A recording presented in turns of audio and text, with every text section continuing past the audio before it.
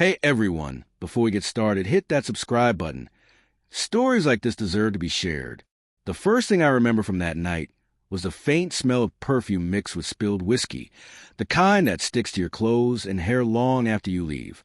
I parked my car under the dim lights of the restaurant's back lot, my hand lingering on the steering wheel longer than necessary, a knot of unease tightening in my chest. I had promised myself I wouldn't overthink tonight. Just pick up Emily, my wife, from her work party, smile politely at her coworkers, and head home. But something in the way my phone buzzed made me pause. It was a message from her. Almost done. Don't wait too long. Love you. Simple. Normal. And yet, as I read it, a strange chill ran through me. Her tone felt off. There was a hesitation I couldn't place, like a shadow behind the words. I shook my head and told myself I was being paranoid. Emily was laughing inside when I walked through the glass doors, her hair catching the light in a way that made my chest tighten with that familiar ache of love and worry. She waved, a bright smile that reached her eyes. But something in the corner of my vision caught my attention. Her manager, a tall man with slick back hair, lingering just a little too close. I couldn't see their interaction clearly, but the way Emily's eyes darted toward him and then away made my stomach turn. I stepped toward her, forcing a casual smile. Ready to go? I asked, keeping my voice steady. She nodded, throwing her coat over her shoulder, still smiling, still perfect. But then, as I reached for the door, a hand touched my shoulder. Sorry, bro, said a deep voice behind me. I froze. My heart skipped. I turned slowly and found myself staring at a stranger whose expression carried an unmistakable weight, a mix of pity and warning that made my chest constrict. The kind of look that whispers, you're about to find out something you'll never forget. And in that moment, the bright restaurant lights felt colder, harsher. The laugh of my wife behind me sounded distant. I wanted to move, speak, ask questions, but my voice wouldn't come. Who was this man? And why did he say sorry to me? The stranger's words echoed in my head as I followed Emily to the car, my hands trembling around the steering wheel. He hadn't said more than sorry, bro, yet the weight in them was unbearable, like an invisible knife pressing against my chest. I forced a casual laugh, trying to shake off the dread creeping along my spine. Everything okay? I asked Emily, who tilted her head, confused. Yeah, why? Her smile was careful, polite. Nothing hinted at alarm. But I noticed a faint scent of another perfume on her coat, a smell that wasn't hers. My stomach twisted. As we drove, the city lights blurred against the windows, and I tried to make conversation. But Emily's responses were clipped, distant. Her phone buzzed repeatedly on the passenger seat.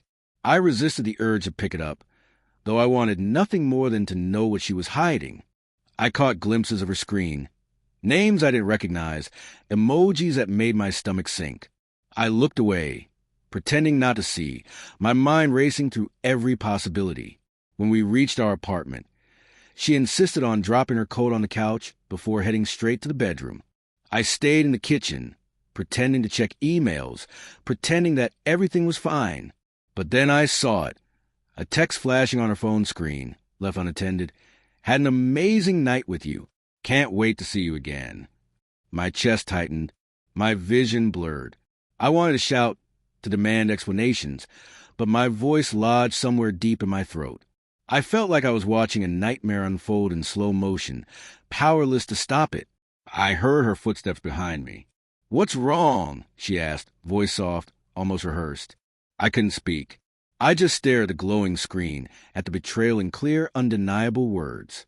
The world seemed to tilt, every sound sharp and intrusive. The hum of the fridge, the distant sirens outside, the flutter of her eyelashes as she blinked at me, innocent and unaware of the storm now raging inside. Then the stranger's warning returned, clearer than before. Sorry, bro. And suddenly I understood. This wasn't just a night of small lies or harmless flirtation.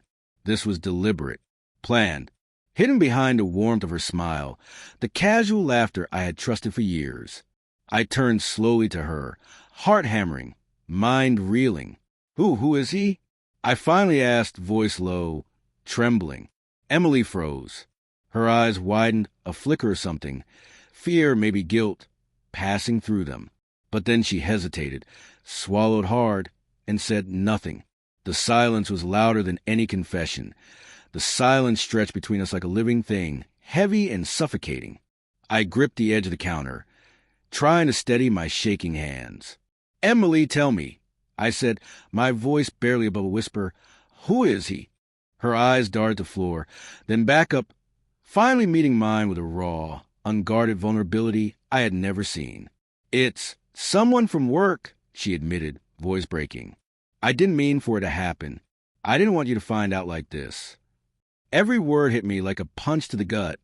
I stumbled backward, my mind spinning, heart shattering in fragments I wasn't sure I could ever put together.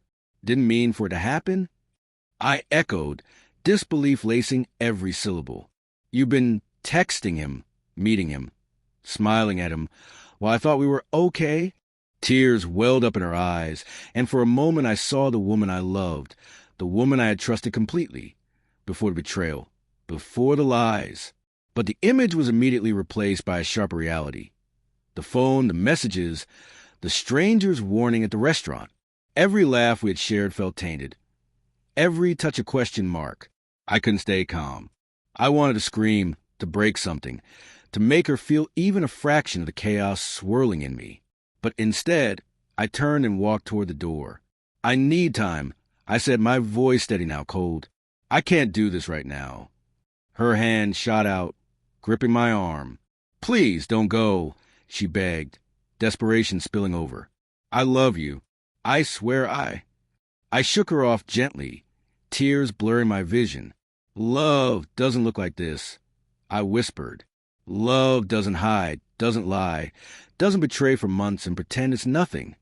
I grabbed my keys and left, the night air biting at my cheeks, the streets empty and unforgiving.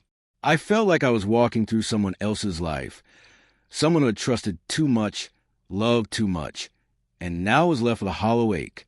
Later, I would delete her number. Later, I would block him. Later, I would try to rebuild the pieces of my heart.